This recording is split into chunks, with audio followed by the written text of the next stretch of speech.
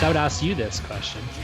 Uh, Yeah, why do you want to write that book? there's a couple different layers on it. Initially, there's, obviously from the artistic side, the writing of this book is somewhat cathartic in that I get to write about a lot of the things that I don't say during my everyday life. Like there are certain aspects of life that I think are better served to be used artistically. So I've found an outlet for them that I get to use them in a more practical sense. Well, As you let me know, just pause you for a yes. second there, though. Okay. Yep. So before we get into the practical thing, so you're Okay. talking about like the catharsis of the artistic process of writing that book. Yes. The Yeah. thing I'll point out to you there is Yes. that part of the project is done. Yes. You It's understand in the that? first This is draft. probably why you're struggling. I would suggest this is maybe why you're struggling, is that all that comes out in the draft and it has nothing Okay. to do with the editing process. The editing process Okay. isn't cathartic, That could be why I'm struggling with the editing process.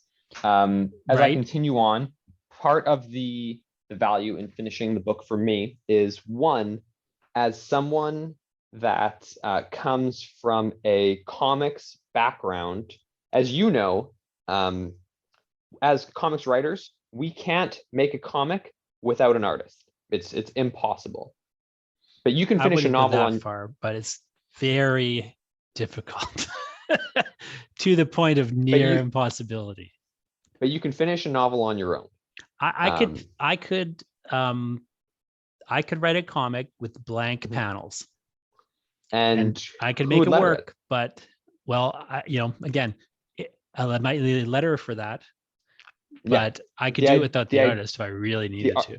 but the argument is that you can't make a comic on your own. Well, some people can, but Some sure, people can, but I can't. sure. Um, so there's a value for me in finishing this book because it's I can prove to myself that I can finish something that's totally mine.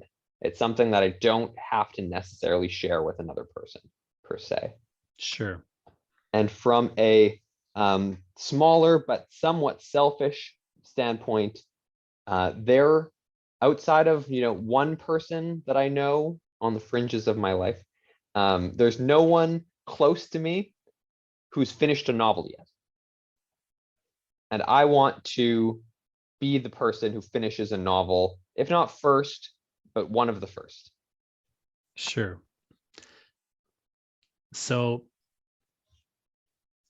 now what I would say you've laid out three things there. So again, Hmm. the first one I would argue is is great When it's done. why, Yeah. right? A great motivation, but it's kind of irrelevant at this point. Yeah. There just isn't anything cathartic anymore. Like that's just what Yeah. it is. I've There's an also, sorry, art. before you keep going on, I've also put in so much time into this project at this point That's a that sunk cost though. Let's no, but like if I gave up on it now, I'd be upset. sure. Okay. But like, I'm not saying you Yeah. should give up on it, but Yeah. let me just really briefly Go address ahead. that. Yes. That is what's called in economics the sunk cost fallacy. Yes. Do you understand that? Yeah, I know what it is. So it's just put that out of your mind. Okay. Uh, the artistic thing that you bring up, I think, is a good example of the kind of thing that's like great about having a goal. But again, that part of the goal, like it's only really relevant for the goal of completing the manuscript. Yes. And then after that point, it kind of starts to fall away. So now you're Yes. in a new part of the project, perhaps, the editing process, and then there's the publishing process that's going to come after that, right? So this is a new part of the process where now, that kind of falls away. Your other two things start to become irrelevant. What was great about the artistic catharsis aspect of writing is that motivation or that, excitement side of it.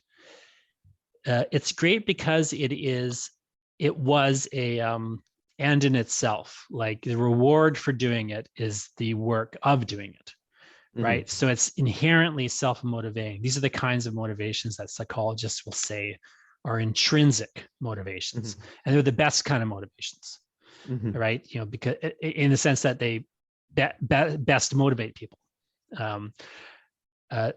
Now, you know, unfortunately, you don't have that intrinsic motivation anymore. So now you've got, what you bring up though is some other ones. Now, the third one, the sort of, you know, wanting to kind of I want to the prove competitive myself. aspect, right? Yeah, I want to prove that I it's a can do it. competitive sort of thing. So I have a lot of that in myself. It's like, you know, I just have like a bit of a competitive edge, even though it's like a very friendly Yeah. vibe. You want to see It's other very people competitive. succeed, but I want to be able to prove that I can actually do this thing. Yeah. Now the problem with that is, as a motivation, is it is extrinsic, is what psychologists say. Like, in a sense, is like the idea that you're proving yourself. Even if you're proving yourself to yourself, would be considered by psychologists, generally speaking, to be extrinsic. And it's not, they aren't, extrinsic motivations aren't super helpful in the sense that they tend to fizzle out unless you get like the external validation. And of course, you know, anybody who seeks external validation, like I, you know, often will find myself doing, you find it real quick that it's a bad tack. Yeah, I want to clarify that it's not a main driver, but one of the things that you think of when you're trying to push towards the finish line. Now, the other thing you bring up is sort of almost in the middle there, right? Like the idea that you want to do a project all by yourself, right? So there's a level at which you could argue that that has an extrinsic element to it, but I would say it's probably closer to being an intrinsic motivator. Like, you want to just kind of do it to do it, you know, and not have other people involved, you know, just in the sense that, like, you know, you just want to do something yourself and kind of, but I would worry that there's an element of extrinsic motivation there. Like, I'd worry there's an element of like, I'm concerned I can't do it. And, you know, and maybe all my success is the result of other people. And this will prove that it wasn't, right?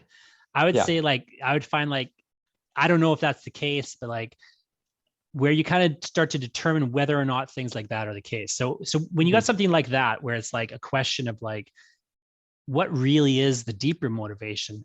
I think the way to answer that question is to just keep asking the question. So I would say to you then, Lyndon, why do you want to do a project that is just yourself and doesn't involve other people? And I don't know if I have a good answer to that initially without some level of deeper thought. But one of my first impressions when I think about a project like this is, if I can't finish this project, what evidence is there to suggest that I'll ever be able to finish another project? And if I can never finish a project, why am I doing this? But do you see how that's not exciting? I mean, you don't think does it's it exciting. excite you? I think it's exciting. But does it excite you to worry that you maybe aren't actually a real writer? You know what I'm saying? Like, I think what you need to do, I'm not saying you're wrong to like have that sort of in the background there, but I think what you maybe need in this example is a more exciting intrinsic motivator. Yeah, well, the exciting intrinsic motivator is that if I can be successful at this, I don't have to go and get a quote unquote real job, and I get to actually enjoy my life, as opposed to working a 9 to 5 or 9 to 10 office job where I live for the weekend and wait until I retire. That's the intrinsic because even motivator. If you didn't make a bunch of money on this project, you're saying like, it's the kind of, this is the kind of thing I have to do. And so like, you want to kind of have, so this is where I would kind of relate to this a bit more fully, I think, is what I want, if you really get down into it, on any level, is I want control. I want to have control over a project, control over my career, right? Like control. So like, Yeah. I like to work with other people. I like to collaborate. I'm enjoying, moving into comics and doing things. But at, I would stop doing it if I felt that it was going to get in the way of me controlling everything. And I don't need, I don't, well, I shouldn't say everything. I don't need to control everything. Like I can go do the Yeah. eye collector and share control with, Gregory Kmichik. Yeah. But there's a part of me that's like, if I had to pick one thing, I would let, the collaborations go away because I could always come back to them in maybe not that specific one. Like, Gregory might get mad at me if I suddenly dish out on him. Right. But like, broadly speaking, I want to not have to rely on another person, and I want, or a employer or whatever. I want to have control, and I'm willing to give up security for control. Yeah. Like I'm willing up to give money for control. I'm willing up to, I'll keep literally like I'll keep creative control and, give up money. We in our eye collector contract, we had a standard clause in there, which is very standard in, a lot of contracts. The clause was, heavy metal has the right to buy this property out for, a big chunk of money.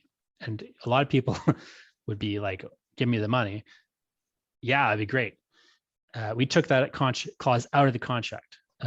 So like, not that we might never want to sell it to heavy metal or anything, but that like we just, the control over the project, rather than a clause that could maybe take some control, is what matters to us more than the money.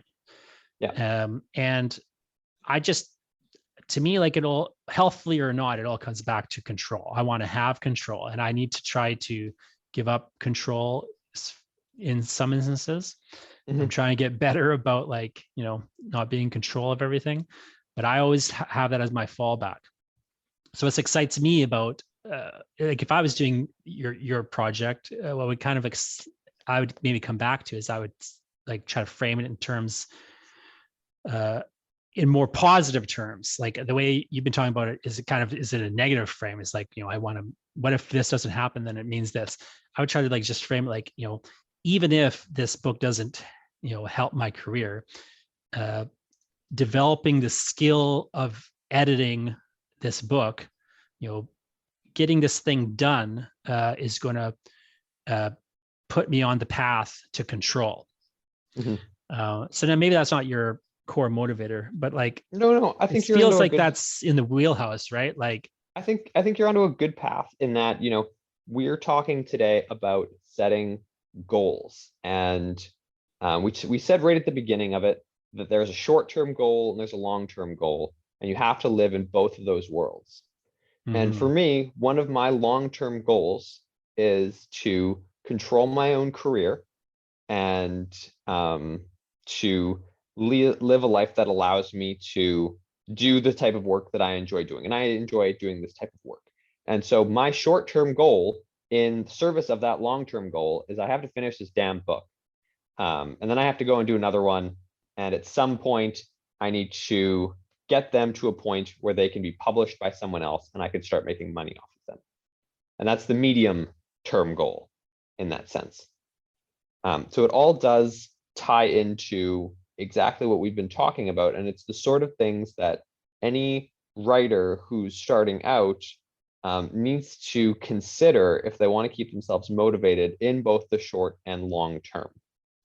So what I would suggest in this particular scenario, and I think this broad premise would work for a lot of people, is I would try to kind of maybe, if I was writing this goal down, I think what I would kind of put under the exciting part for me here would be, finishing this book makes me a novelist. Because this whole identity, I think fundamentally what you're looking at is an identity issue. That single sentence sums up everything that I was trying to describe in all of those points. And it's that finishing the book makes me a novelist. Yeah, right. Even if it doesn't get published, you're still a novelist in that scenario once you're done, right? Because so it's an identity shift, and that identity shift also it's propelling you along a career path, where it disconnects from the external validation in the sense that you don't necessarily need to make $1 million off this book. You're still a novelist, even if you don't make a dime and it never gets published. But if you don't finish it, you're not a novelist. You know what I mean? Yeah. So like, I feel like there's like, that's sort of, so like I would start with any goal with kind of like that aspect of it. Like, why do I really want to do this? What's the positive, exciting method of framing why? Because like you say, there's all sorts of motivations people have for doing things, and some are, better than others. Yeah, clearly. My competitive side of me is very motivating, but it isn't a good motivation, right? Because as soon as like, it's just easier for that motivator to fizzle out. Well, it's like a candy bar, basically. Yeah. And it doesn't have the same, there's not the same reward at the end of it in the sense of like with competition in particular, because again, it just gets you, it just doesn't work as well. So I would maybe kind of like, again, so that's how I would start with any real goal, is I would find like, what's that exciting core that I can frame in like a clear, positive, simple manner. And I would just write it down, like literally like finishing this novel makes me a novelist. And that's why I'm going to, plug through this editing process that maybe I don't enjoy that much, or isn't as cathartic and fun as it, the drafting process was, or whatever. Yeah. And that's why, blah, blah, blah, blah. Yeah. I think that the next thing I would do though, like once I'm like past, like, what do I really, and I should just note that like, I would suggest that potentially people let some of their goals fall away if they can't find that positive, exciting core. And again, that they can frame in a positive manner, where it's intrinsic and kind of connected to your way of seeing yourself or how you want to be or whatever. If things don't kind of hit that, that's like my first test, I guess I would say, of like a goal. So like people will do this. So I'll give this example from marketing, right? Like, so when I make goals related to building up an audience or marketing my books or whatever, I'll be very careful that I really only want to be pursuing the goals that I think have an intrinsic positive value to them. So I won't, like, for example, let's say my goal was related to like how big I want my email list to be, because, and or how like many copies I want to sell of this book or whatever. Can you control that though? Well, there's a level at which you can and a level at which you can't. So let's say, so how many copies of a book you can sell, for example, you can directly correlate that to how many people are on your email list. And then you can figure out what percentage of people will buy your book. You can literally like do the math and figure out like, okay, if I got a 2% conversion rate, I need this many people on the list. Like you can actually math it out and get like some approximation of an answer to that question. Now you can't necessarily control whether people sign up for this list, but you can still sort of do that. You can kind of test a page that signs people up. You can see what the conversion rate is. You can just figure out the math of like how many people have to go to that page to convert at this rate to get you this many people that will then convert at this rate and get you this many book sales. Like you can math it all out. And that's what marketers do. But I feel that so I'm not averse to that approach or that math, but I feel like it's not, I feel like it's the wrong approach in the sense that it doesn't really, it's too like takey. You know what I mean? Like I don't want to be thinking in terms of like, I want to sell this many books so that I can make this much money so that I can, be this famous or whatever. Right. Like where I want to, I think like that's like the wrong way to look at it from my point of view. I think where you want to start is with like, this book is going to help people who have, had X happen to them. You know what I mean? And then like, and, I really want to help people who have been in this situation because I was in that situation and it was, terrible, and it would have helped to have a book like this. And therefore, to accomplish, if that's if that's the core of my motivation here, it's a very intrinsic, self-motivating idea. But it also is like, it's going to compel or require me to do things like actually get this book in front of people. So now when I go to like promote this book, like I have a real altruistic core to what I'm doing. And therefore, even if I'm shy about promoting the book, like it's not in my self-interest to promote the book. It's like, I'm trying to help this other person by promoting the book. Yep. Now, it's easier with nonfiction to see how that might work. If you're in the realm of fiction, it's maybe hard to see how that kind of thing would apply. For me, it applies because I'm interested in moving the art form forward and doing kind of innovative, experimental work. And so for me, like a lot of my motivation in writing a book and publishing it and getting it out into the world, it has much more to do with wanting to kind of stretch the genre or stretch like the boundaries of the art form and really kind of be part of a literary tradition and push the envelope and do certain things. Like I feel like there's a core to what I'm doing artistically that is valuable in that way. And so it allows me to get my ego out of it. Where like I might have the egotistical motivations from time to time, but they're not the important things. And they're not really going to sustain me, because as soon as I'm down on myself, or as soon as like I question my motivation that way, like, or even just it's not compelling, like like to me, like getting really clear on like why I'm doing this, like why write this book. Like it can't be, it can't just be for me, I want to make, $2 off a $20 sale. Like it just, to me, it's not exciting. And it also just isn't worthwhile. Like what's, I think, more valuable is that intrinsic artistic reason to do the thing. Yeah. And there, again, I want a level of control so that I can best serve that. I want to, so I don't want to end up with a publisher. Like I'll literally not like, I'll turn down like people who have interest in this publishing this thing because I can see that they're disconnected from what I want it to be. And like, and I'll be very careful who I work with. And I'll be very particular about things, just because in the back of my mind, always it's got to be, it can't just serve my interests. It has to serve the interests of the audience and that book. No, that makes sense. And from my perspective, thinking about what you're saying and thinking about, my creative background, it makes me want to clarify some of my earlier motivations that I was talking about. It's given me a lot to think about just in this brief time. And when I think about, the potential of being a novelist, and as I said before, not knowing many other novelists within my creative circle, I know lots of people that are working on books, and I really struggle with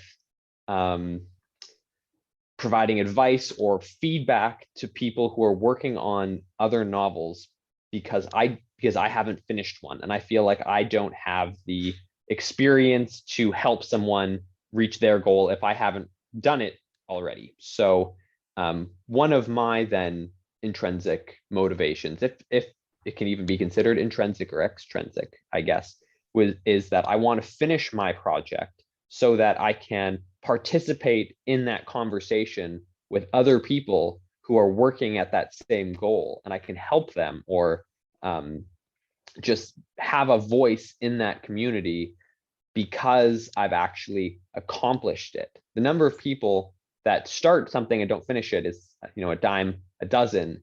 It's much harder to finish something.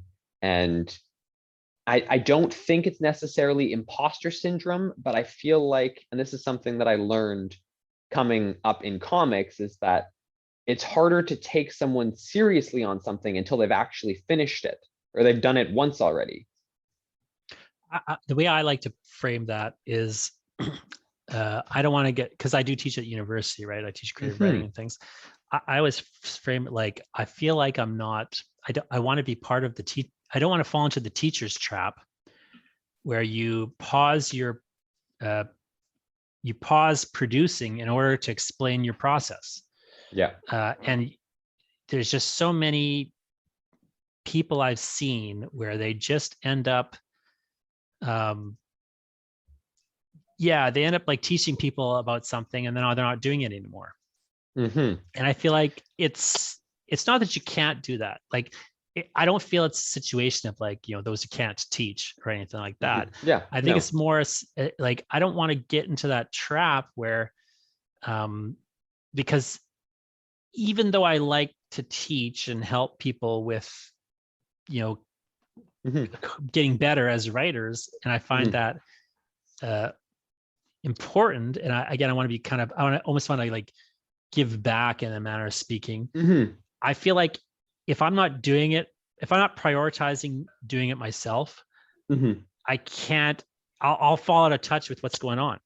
And I think I'm helping when I'm not, Yeah. It's like, it feels more difficult to give back if you're not doing it or you haven't done it. Yeah. How can I give someone advice on finishing their novel if I haven't finished a novel? Yeah. And so I think it helps to have like, I think you can like have these more practical, simple motivators. Like, I want to finish this novel so I could, know what the hell I'm talking about when people ask me about writing a novel, like, but I think you need a deeper, more exciting core to that. But I think it's good to just have a sense of that other stuff as well. I want to have like a profile so that when I want to have a comic made so that when I'm talking to comic editors, they take me seriously. Exactly. Like, I think like there's nothing wrong with having that level of motivator and having this very practical awareness of what good this thing is going to be. It's just that where I think you need that really to get that more abstract like core of it is that other stuff won't sustain you when you're really like in your darkest dungeon with this project. Which is honestly where I feel like I'm at right now, is the grind of editing something out when you have 1,000 editor notes or corrections that you have to make. Well, you don't have to make any of them, but maybe you should, right? You should. If you're hiring an editor, you should be listening to your editor. See, I like editing. I always prefer editing to writing. Like in my own work, I prefer editing my own work than writing a new draft work. But I know that's not most people. And so to me, it's like, just kind of really figuring out what's going to push you through the next part of the project here. And then what's the core underneath every part of the project, fundamentally.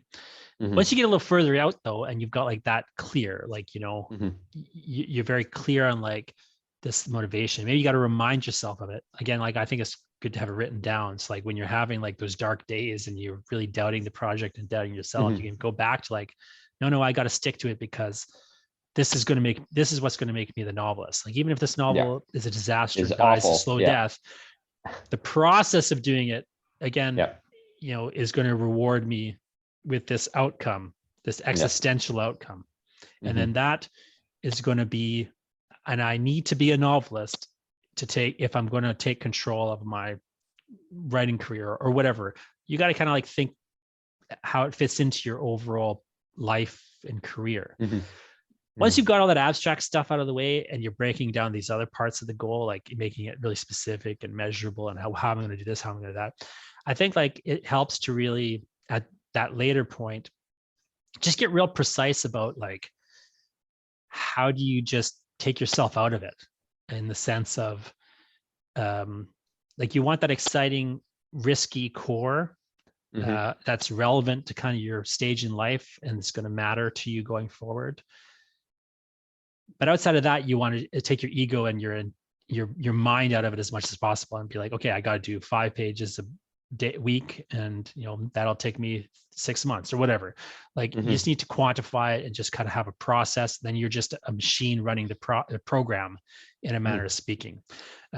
Because I feel like in the best case scenario, like the best days you're going to have on any project is when you're just wake up and you do it, and you don't have to think too much about it.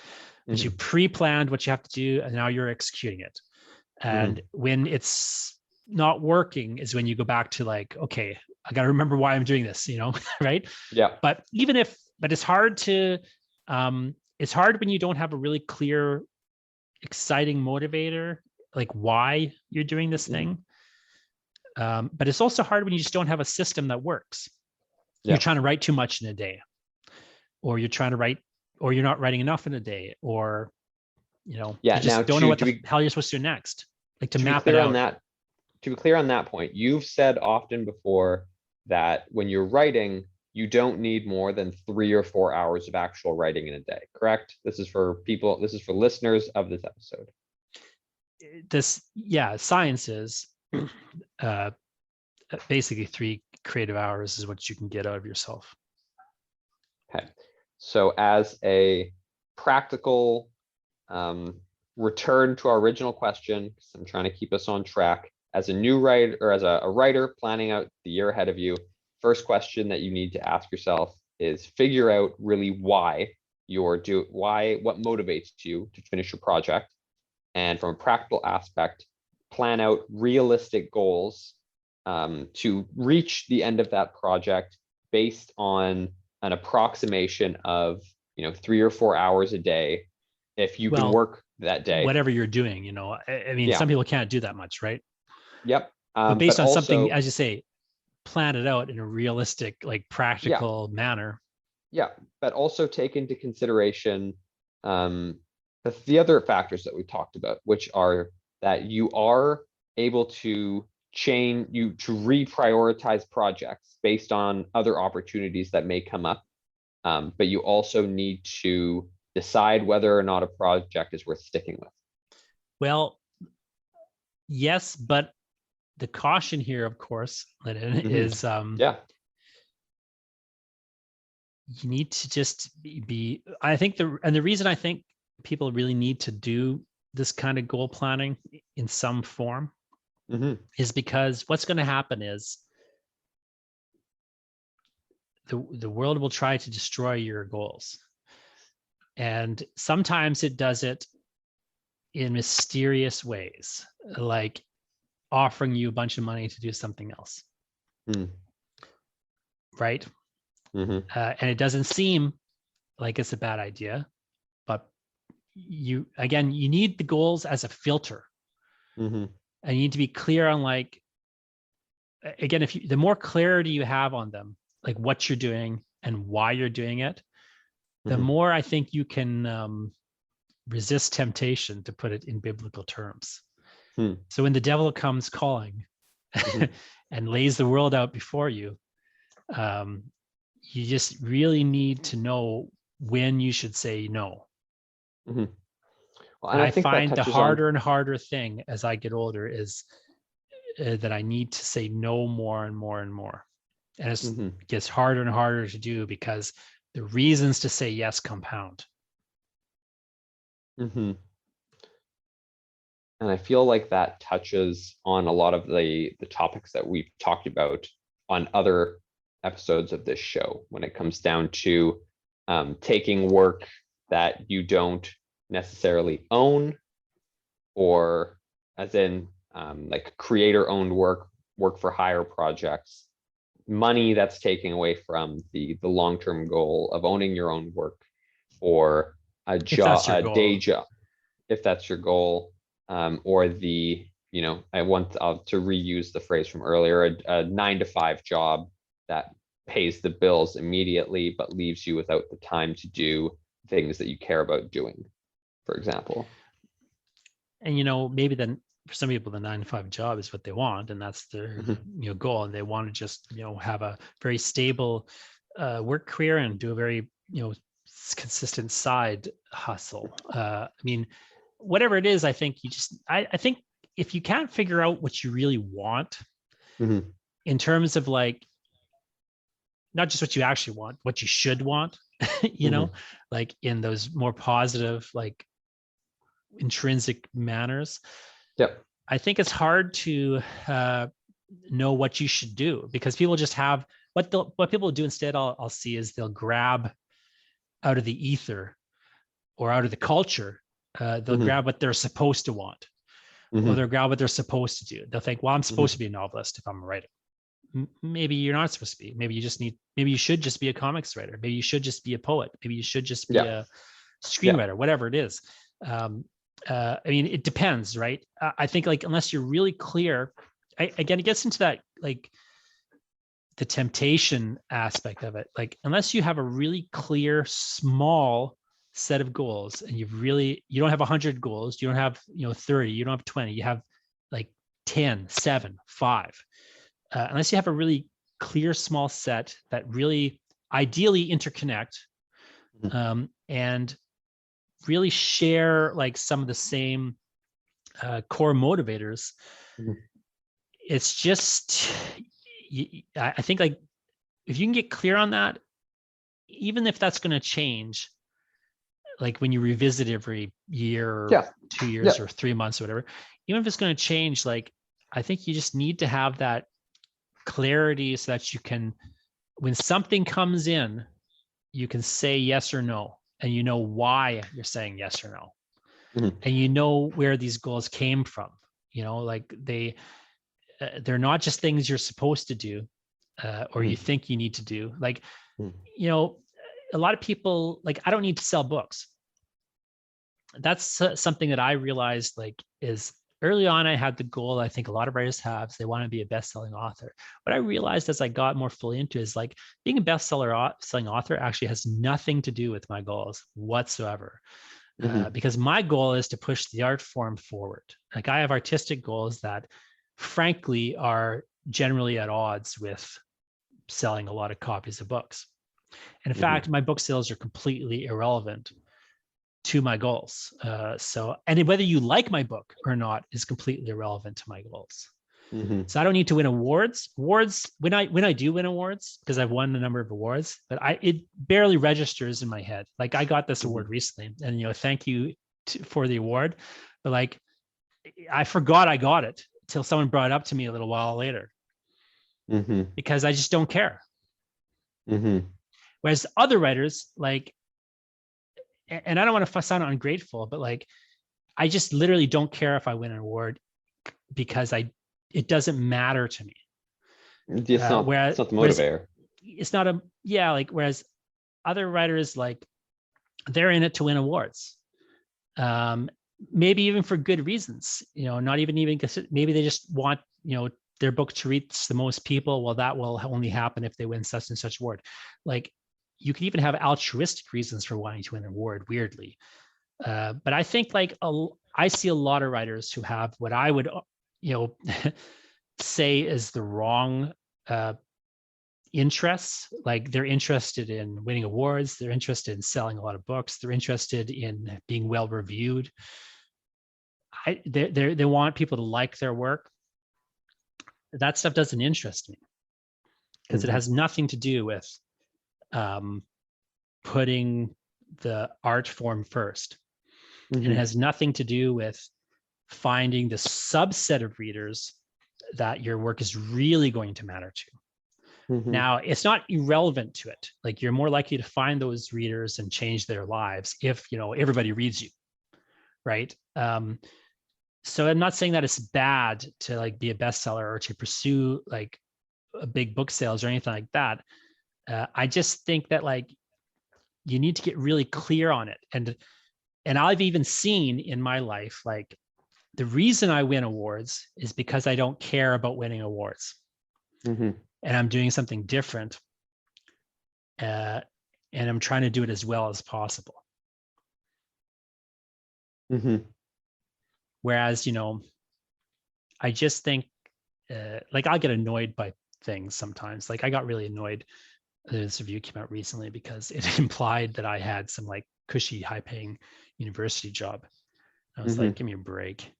Mhm. But what annoys me about that is not the negative criticism, what annoys me is they don't even know like what they're talking about. So what business do they have reviewing my book? Like, I don't care if Yeah. they like it. I just Yeah. find it like, I just, I'm like, who hires these people? Yeah. You know what I Yeah. mean? Whereas like, Yeah. I feel like that those goals are, what I think is important about goals is that even if you never accomplish the goal, it serves as a filter for what you will and won't do. Mm-hmm. And yeah, you might need to compromise here and there because like your kids need shoes. Yeah. But when you do that, you need to know you're doing that. You know what I Yeah. mean? Yeah. So here's my hot take, and you can tell me where it's wrong. When I think about goals as a creative, you talk about having, multiple goals and it almost being a juggling act, but what if you only have two goals? You have That's the one ideal long-term goal situation. and you have one short-term goal. That And is that's the it. ideal situation, Lennon. Now, Okay. Yes. creatively, I'm talking Yeah. about, or in your Yes, career. absolutely. I presume Yeah. as a human being, you may have more than one You got goal. multiple goals. But Yes. actually, it would be best if you only had one goal and every aspect of your life served Mhm. that goal. Mhm. That's the ideal. I Mhm. think it takes a lot of discipline to do that. I have found I keep trying to get to that discipline. So I would say to you, Lennon, if that, that's the dream, is to have one Okay. All goal, right. two goals, and everything is, and it's a big, ambitious, um, uh, like it matters Yeah. kind of goal. It matters in personal life. It matters in professional life. It matters Yeah. to other people. It matters to me. Yeah. It's going to matter for my kids or whatever. Like that's the dream is to have like one thing, and you'll see like. Yeah. You'll see very successful people often have that. They have one thing that they do, and everything they do is that one thing. And if they do anything else, when you trace it back, it's actually just that one thing. Okay. So I think it's hard to get to that point. I would say that like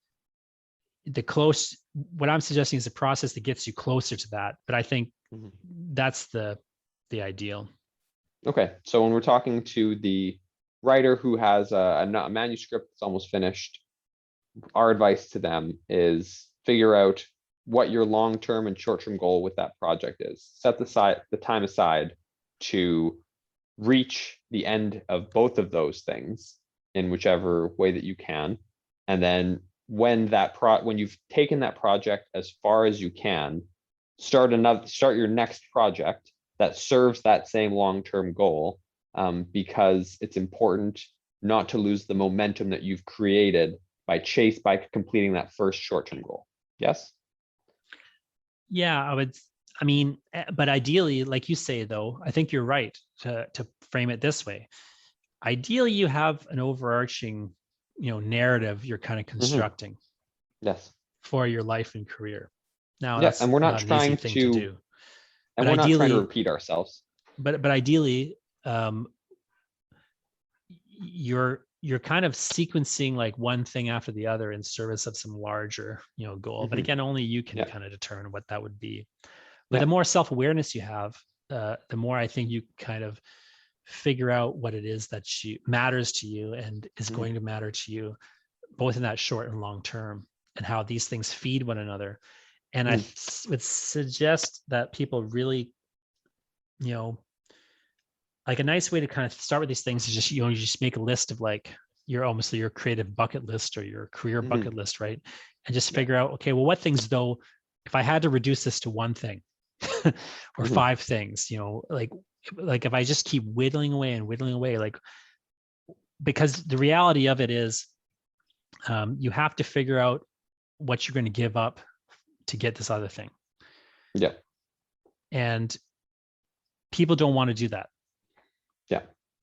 It's also not the sort of thing that you can do in any one single calendar year. If our example is that someone is starting this at the beginning of 2022. True, but like you say, if you have an idea of like your larger, bigger, sort of longer Yeah. term things, you can kind of Mhm. more practically break down, what am I going to do this year to get, what's my goal Yes. this year that's going to get me close to this larger goal, and so on. Mhm. And yeah, maybe things are going to change as like you go through life and, become a different person, but Mm. it just really helps to have that clarity where, like you mentioned the word momentum, where again, you kind of get the momentum going. Mhm. But the dangerous thing about momentum is you often you can develop momentum for the wrong things. Hmm. And if you aren't really clear on why you're doing what you're doing, you can end up in that situation that so many people end up in, where, and I've done this too, of course, like everyone does this, where you're working on something and working on something and working on something. You finally get it and you realize, I don't want to be here.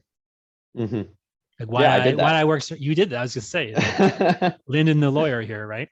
Yeah.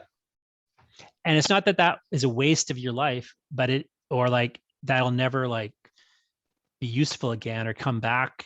I'm But gonna it find just a is way to like, make it useful. Yeah. but like, yeah, and you can incorporate that probably into your, Yeah. you know, life in a Life plan. Yeah. life plan, if you, for lack of a better way to put it. But it still is like, it's still a bit of a scenario where it probably like I don't even say my PhD is sort of in that same realm too. Like, yeah, I'm glad I did it. Yeah, I am still using it in certain ways, and it is helping and furthering what I do. But I really wish I'd had some.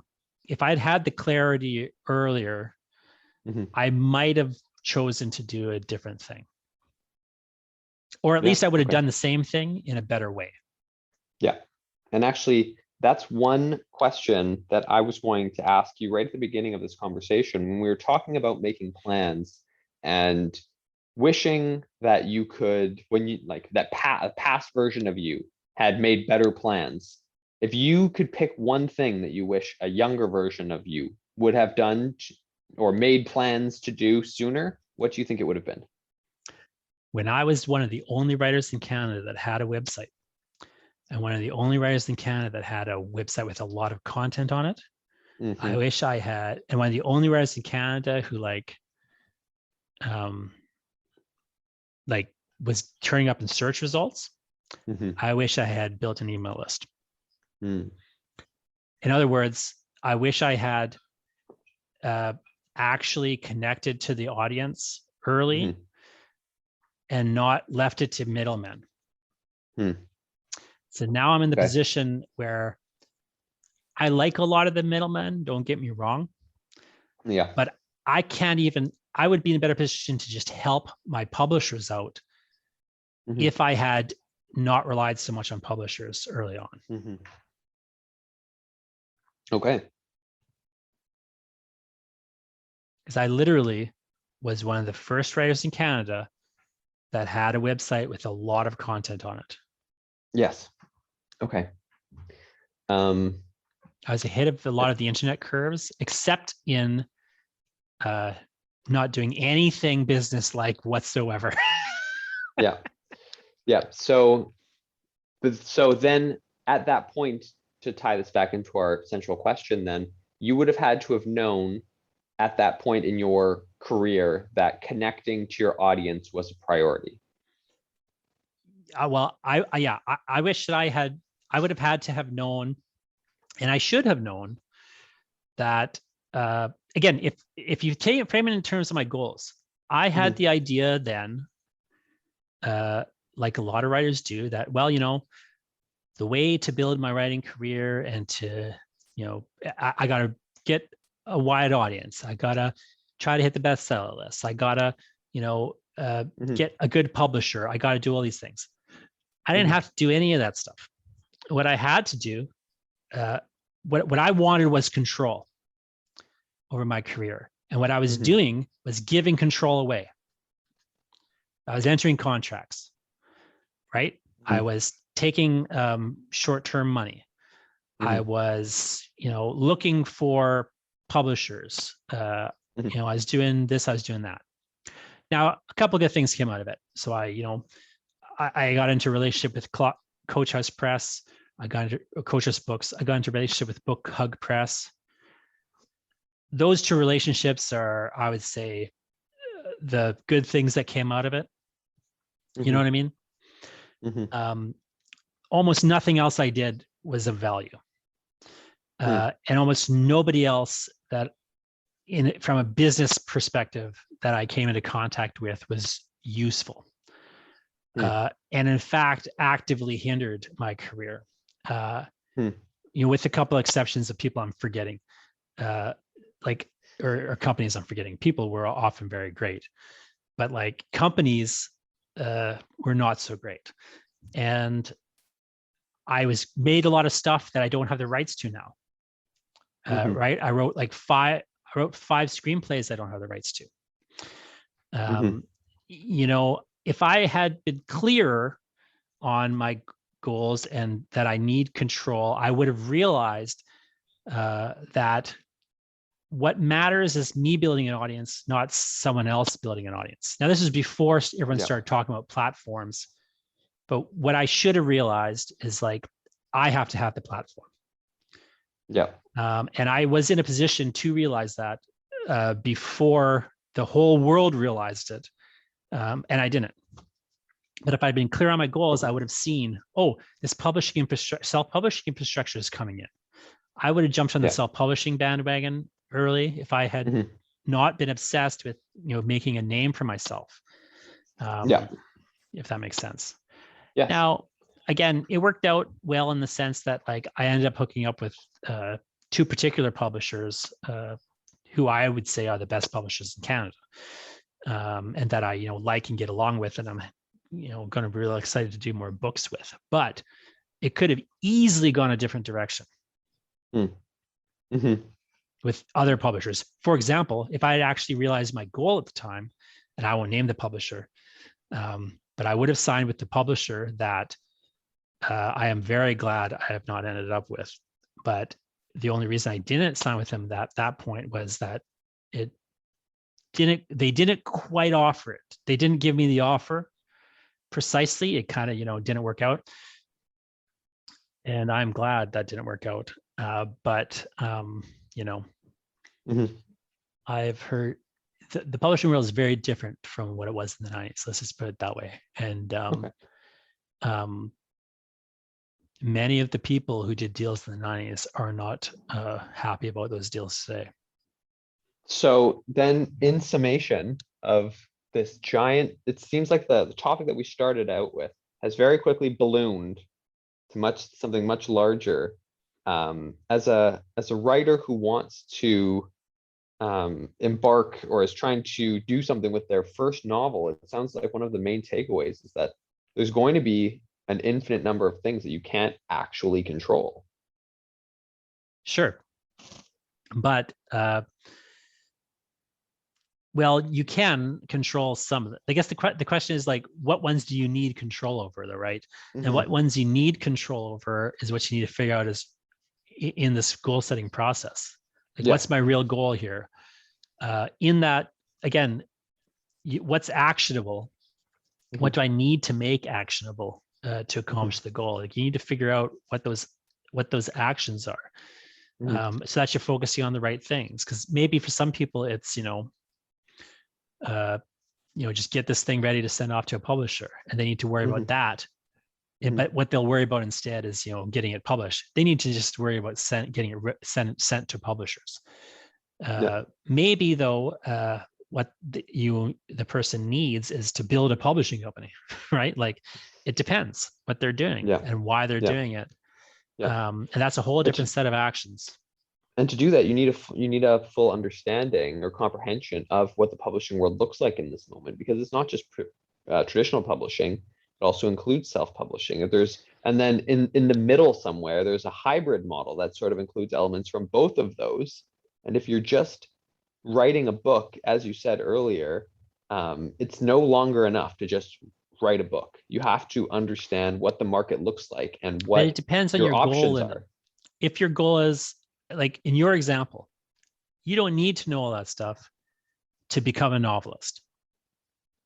No, I should finish the book. Does that make sense?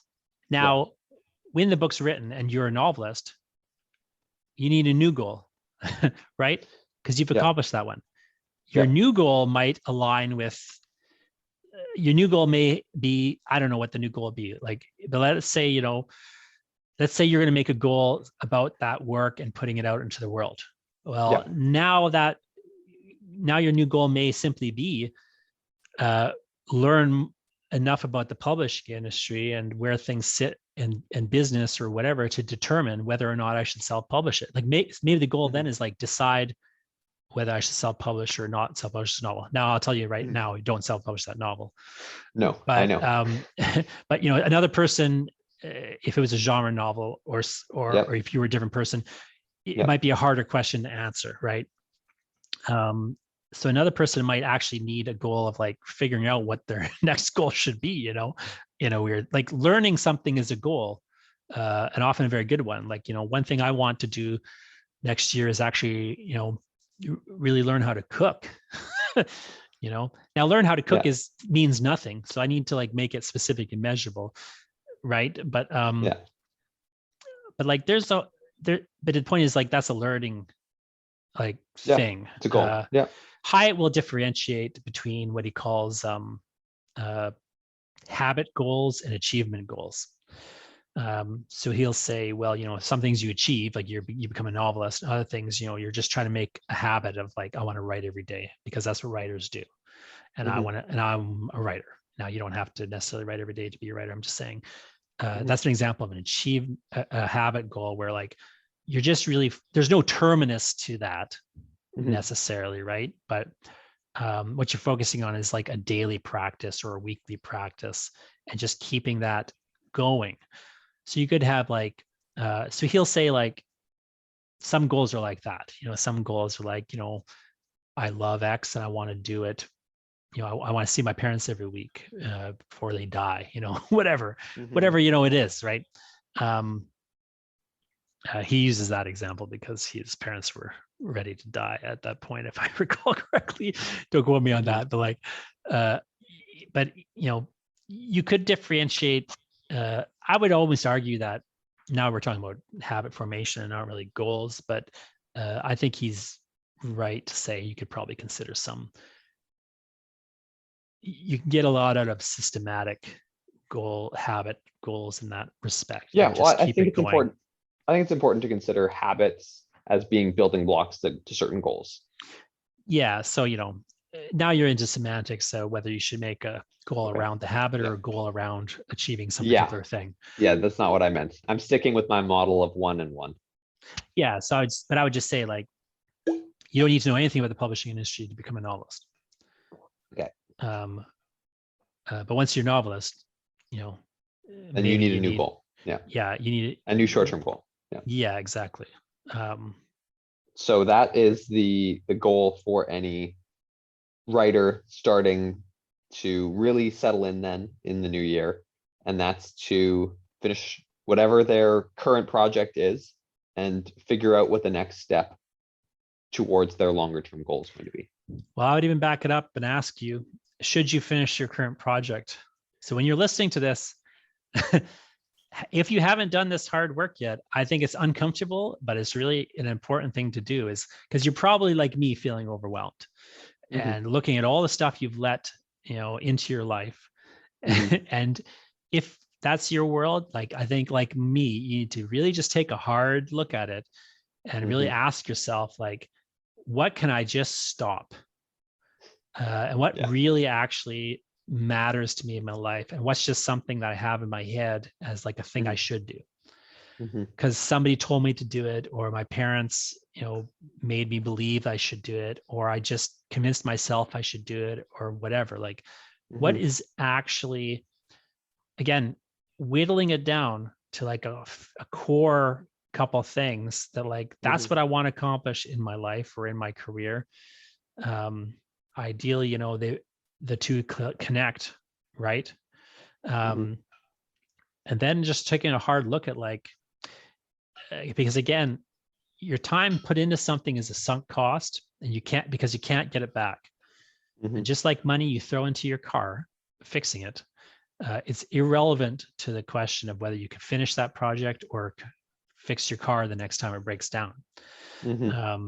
So you really need to like, I would really suggest, and I try to make a regular practice of this, of like just stopping everything, reevaluating what I should be doing, and then only restarting the things that I should be doing. I call this Ken mode, where you kill everything now, Mm.